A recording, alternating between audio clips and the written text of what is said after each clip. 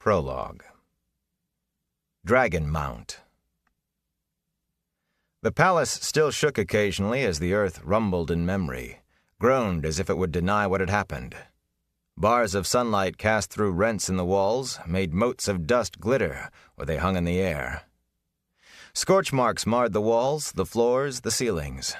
Broad black smears crossed the blistered paints and gilt of once bright murals, soot overlaying crumbling friezes of men and animals, which seemed to have attempted to walk before the madness grew quiet. The dead lay everywhere, men and women and children struck down in attempted flight by the lightnings that had flashed down every corridor, or seized by the fires that had stalked them, or sunken into stone of the palace, the stones that had flowed and sought, almost alive, before stillness came again. In odd counterpoint, colorful tapestries and paintings, masterworks all, hung undisturbed, except where bulging walls had pushed them awry. Finely carved furnishings, inlaid with ivory and gold, stood untouched, except where rippling floors had toppled them. The mind twisting had struck at the core, ignoring peripheral things. Lews Therin Telamon wandered the palace, deftly keeping his balance when the earth heaved. Ilyena, my love, where are you? The edge of his pale gray cloak trailed through blood as he stepped across the body of a woman, her golden-haired beauty marred by the horror of her last moments, her still-open eyes frozen in disbelief. Where are you, my wife? Where is everyone hiding? His eyes caught his own reflection in a mirror hanging askew from bubbled marble. His clothes had been regal once, in gray and scarlet and gold. Now the finely woven cloth, brought by merchants from across the world sea, was torn and dirty, thick with the same dust that covered his hair and skin. For a moment he fingered the symbol on his cloak. A circle, half white and half black, the colors separated by a sinuous line. It meant something, that symbol, but the embroidered circle could not hold his attention long. He gazed at his own image with as much wonder. A tall man, just into his middle years, handsome once, but now with hair already more white than brown and a face lined by strain and worry, dark eyes that had seen too much. Lews Therin began to chuckle, then threw back his head. His laughter echoed down the lifeless halls. Ilyena, my love, come to me, my wife. You must see this.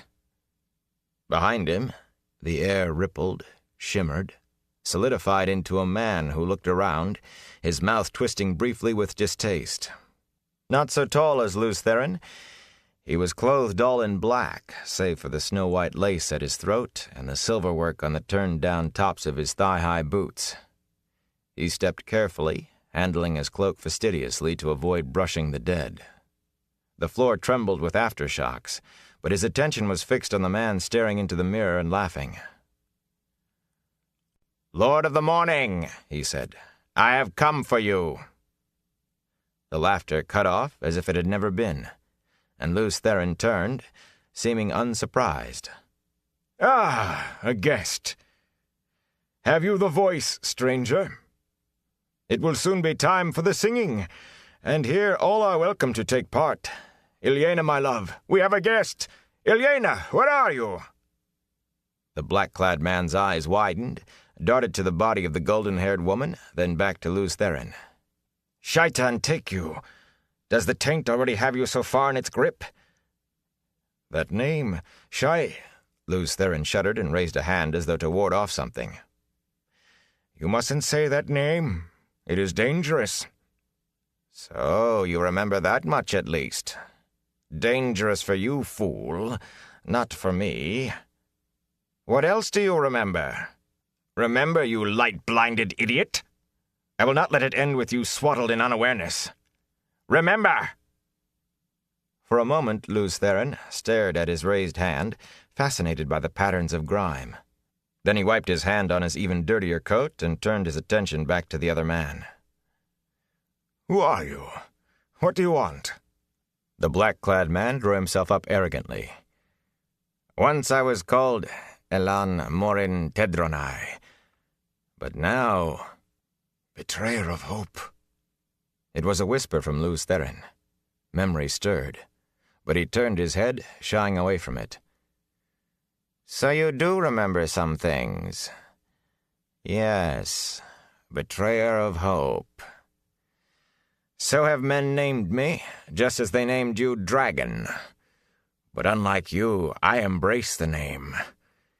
They gave me the name to revile me, but I will yet make them kneel and worship it. What will you do with your name? After this day, men will call you Kinslayer. What will you do with that? Lews Therin frowned down the ruined hall. Ilyena should be here to offer a guest welcome, he muttered absently, then raised his voice. Ilyena, where are you? The floor shook. The golden-haired woman's body shifted as if in answer to his call. His eyes did not see her. Elan Moraine grimaced. Look at you, he said scornfully. Once you stood first among the servants. Once you wore the ring of Temelin and sat in the high seat. Once you summoned the 9 rods of dominion. Now look at you, a pitiful, shattered wretch. But it is not enough. You humbled me in the Hall of Servants. You defeated me at the gates of Paradisen. But I am the greater now. I will not let you die without knowing that. When you die, your last thought will be the full knowledge of your defeat, of how complete and utter it is. If I let you die at all. I cannot imagine what is keeping Ilyena. She will give me the rough side of her tongue if she thinks I have been hiding a guest from her. I hope you enjoy conversation, for she surely does. Be forewarned. Ilyena will ask you so many questions you may end up telling her everything you know. Tossing back his black cloak, Elan Moraine flexed his hands. A pity for you, he mused, that one of your sisters is not here. I was never very skilled at healing, and I follow a different power now. But even one of them could only give you a few lucid moments, if you did not destroy her first. What I can do will serve as well, for my purposes. His sudden smile was cruel. But I fear Shaitan's healing is different from the sort you know. Be healed, Lews Therin! He extended his hands, and the light dimmed as if a shadow had been laid across the sun. Pain blazed in Lews Therin, and he screamed a scream that came from his depths, a scream he could not stop. Fire seared his marrow, acid rushed along his veins. He toppled backwards, crashing to the marble floor. His head struck the stone and rebounded. His heart pounded, trying to beat its way out of his chest, and every pulse gushed new flame through him. Helplessly he convulsed, thrashing, his skull a sphere of purest agony on the point of bursting. His hoarse screams reverberated through the palace. Slowly, ever so slowly, the pain receded. The outflowing seemed to take 1,000 years and left him twitching weakly, sucking breath through a raw throat. Another 1,000 years seemed to pass before he could manage to heave himself over, muscles like jellyfish, and shakily push himself up on hands and knees. His eyes fell on the golden-haired woman, and the scream that was ripped out of him dwarfed every sound he had made before. Tottering, almost falling, he scrabbled brokenly across the floor to her. It took every bit of his strength to pull her up into his arms. His hands shook as he smoothed her hair back from her staring face. Ilyena, light, help me! Ilyena! His body curved around hers protectively, his sobs the full-throated cries of a man who had nothing left to live for. Ilyena, no! No! You can have her back, Kinslayer. The great Lord of the Dark can make her live again, if you will serve him, if you will serve me. Lews Therin raised his head, and the black-clad man took an involuntary step back from that gaze. 10 years, betrayer, Lews Therin said softly, the soft sound of steel being bared. 10 years your foul master has racked the world. And now this. I will... 10 years, you pitiful fool. This war has not lasted 10 years, but since the beginning of time. You and I have fought 1,000 battles with the turning of the wheel, 1,000 times 1,000. And we will fight until time dies and the shadow is triumphant." He finished in a shout with a raised fist, and it was Lews Theron's turn to pull back, breath catching at the glow in the betrayer's eyes. Carefully, Lews Theron laid Ilyena down, fingers gently brushing her hair. Tears blurred his vision as he stood, but his voice was iced iron. "For what else you have done, there can be no forgiveness, betrayer. But for Ilyena's death, I will destroy you beyond anything your master can repair. Prepare to—" "Remember, you fool. Remember your futile attack on the great Lord of the Dark? Remember his counterstroke? Remember. Even now the 100 companions are tearing the world apart, and every day 100 men more join them. What hand slew Ilyena's son here, Kinslayer? Not mine. Not mine. What hand struck down every life that bore a drop of your blood? Everyone who loved you. Everyone you loved. Not mine, Kinslayer. Not mine. Remember, and know the price of opposing Shaitan." Sudden sweat made tracks down Lews Theron's face through the dust and dirt. He remembered, a cloudy memory like a dream of a dream, but he knew it true. His howl beat at the walls, the howl of a man who had discovered his soul damned by his own hand, and he clawed at his face as if to tear away the sight of what he had done. Everywhere he looked, his eyes found the dead. Torn they were, or broken, or burned, or half consumed by stone. Everywhere lay lifeless faces he knew, faces he loved, old servants and friends of his childhood, faithful companions through the long years of battle. And his children, his own sons and daughters, sprawled like broken dolls, play-stilled forever. All slain by his hand. His children's faces accused him, blank eyes asking why, and his tears were no answer. The betrayer's laughter flogged him, drowned out his howls. He could not bear the faces, the pain. He could not bear to remain any longer. Desperately he reached out to the true source, to tainted Saidin, and he traveled. The land around him was flat and empty. A river flowed nearby, straight and broad, but he could sense there were no people within 100 leagues.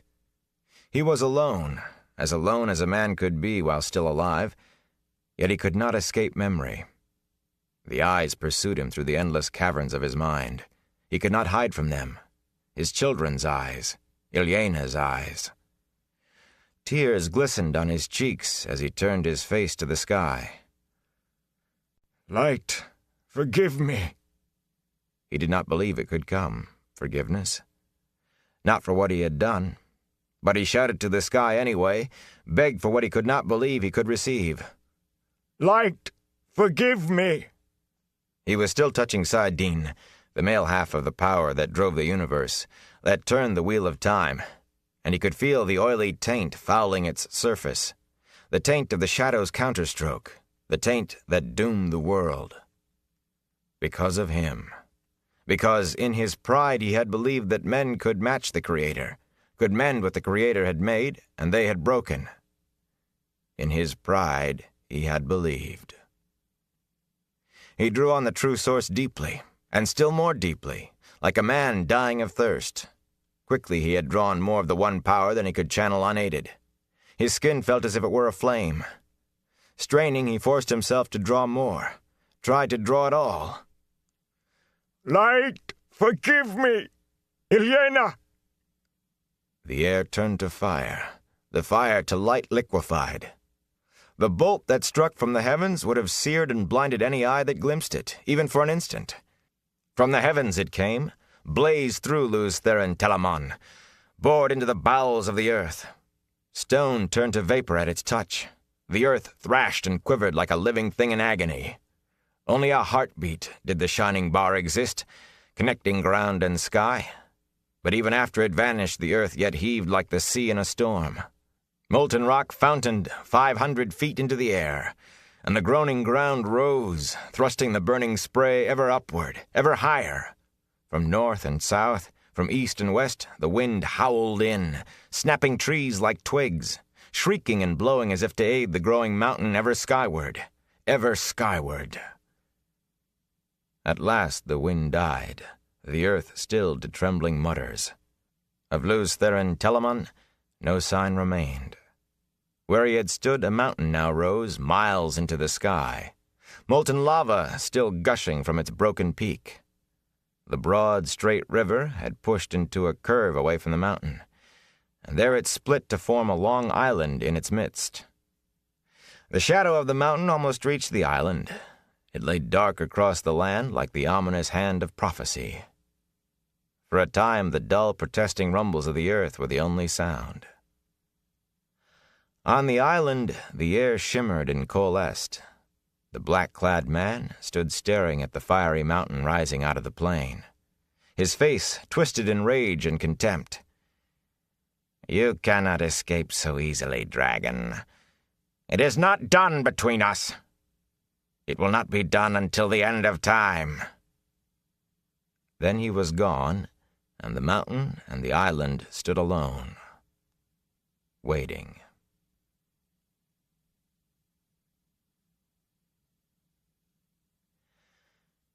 And the shadow fell upon the land, and the world was riven stone from stone. The oceans fled, and the mountains were swallowed up, and the nations were scattered to the 8 corners of the world. The moon was as blood, and the sun was as ashes. The seas boiled, and the living envied the dead. All was shattered, and all but memory lost, and one memory above all others, of him who brought the shadow and the breaking of the world. And him they named Dragon. From Aleth Nin Terin Alta Camora, The Breaking of the World. Author unknown, The Fourth Age. And it came to pass in those days, as it had come before and would come again, that the dark lay heavy on the land and weighed down the hearts of men, and the green things failed, and hope died. And men cried out to the Creator, saying, "O light of the heavens, light of the world, let the promised one be born of the mountain, according to the prophecies, as he was in ages past, and will be in ages to come. Let the prince of the morning sing to the land, that green things will grow, and the valleys give forth lambs. Let the arm of the Lord of the dawn shelter us from the dark, and the great sword of justice defend us. Let the dragon ride again on the winds of time." From Charal Drianan Te Kalaman, The Cycle of the Dragon. Author unknown, The Fourth Age.